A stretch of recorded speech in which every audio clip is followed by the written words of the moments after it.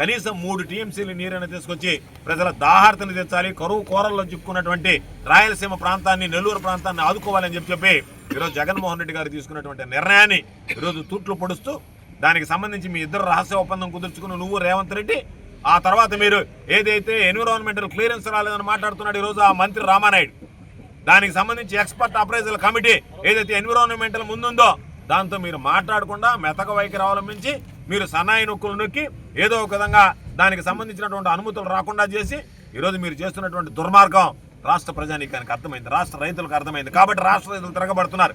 అది తెలుసుకున్న తర్వాత ఈరోజు మీరు మాట్లాడుతున్నారు. మరీ ముఖ్యంగా ఈరోజు నేను చెప్పదలుచుకున్నది, రాయలసీమల గురించి ఎంత అవసరం ఉందో ఈ నీటికి సంబంధించి నెల్లూరు జిల్లాకు అంత అవసరం ఉంది. ఈరోజు కండలేరు జలాశయం కింద కానీ, సోమశిల జలాశయం కింద కానీ ఏదన్నా నీరు తక్కువగా ఉన్నప్పుడు, అర్ధట్లకు వచ్చినప్పుడు లక్షల ఎకరాల పంట 3-4 తడులు ఇస్తే పండేటువంటి పరిస్థితుల్లో ఈరోజు వదిలిపెట్టాల్సినటువంటి దుస్థితి ఏర్పడింది. పశువులకు వదిలేశారు, ఎండిపోయింది. రైతులకు తీవ్రమైనటువంటి ఆవేదనలు పడ్డాడు. అందుకే జగన్మోహన్ రెడ్డి గారు చెప్పారు, ఆరోగ్యం బాగలేకపోతే, చేతిలో డబ్బు లేకపోయినా ఇన్సూరెన్స్ అనేటువంటిది ఉంటే ఓ ధైర్యం ఉంటుంది, నేరుగా వెళ్ళి ఆసుపత్రిలో ఇన్సూరెన్స్ ద్వారా వైద్యం పొందొచ్చని.